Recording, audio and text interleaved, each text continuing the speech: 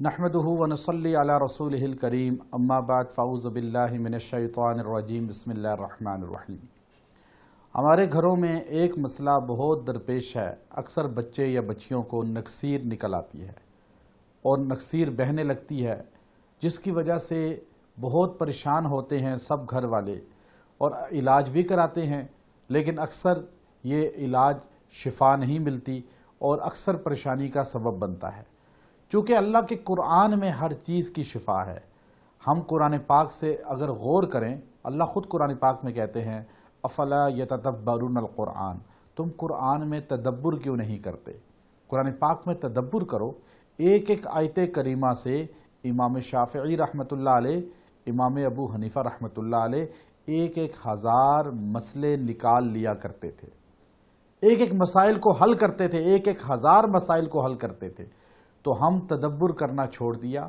پھر قرآن پڑھنا شفا ہے، تو اس لیے قرآن حکیم کی آیت کریمہ ان اللہ یمسک السماوات والارض ان تزولا ولئن زالتا ان امسکہما من احد من بعد انہ کان حلیما غفورا، یہ جو آیت کریمہ ہے،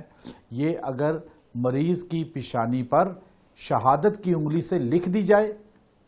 اور 3 مرتبہ صبح و شام مریض پر پھونکی جائے اور ہلدی تھوڑی سی سامنے رکھ کر ہلدی پہ بھی دم کی جائے اور مریض جو ہے ہلدی کو روزانہ سونگے صبح و شام اور 10 دن تک یہ عمل کیا جائے،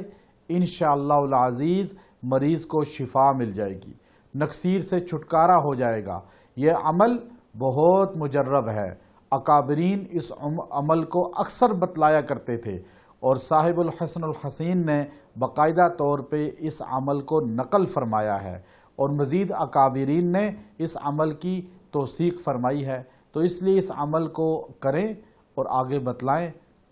وآخر دعوانا ان الحمدللہ رب العالمین۔ ویڈیو کے نیچے سبسکرائب کے بٹن پہ کلک کریں، بیل کے آئیکن پہ کلک کیجئے تاکہ ہر نئی ویڈیو کی نوٹیفیکیشن آپ کو مل جائے۔